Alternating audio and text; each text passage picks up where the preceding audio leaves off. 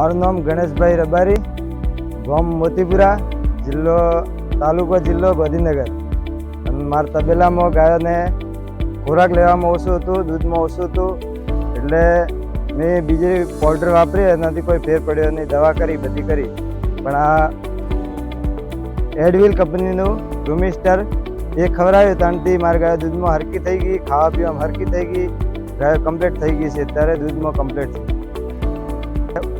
છેલ્લા 1-1.5 વર્ષથી આ વાપરું છું, તારનું મને રિઝલ્ટ એનું સારું મળ્યું છે. બધાને સલાહ આપું છું કે આ પ્રોડક્ટ તમે વાપરો.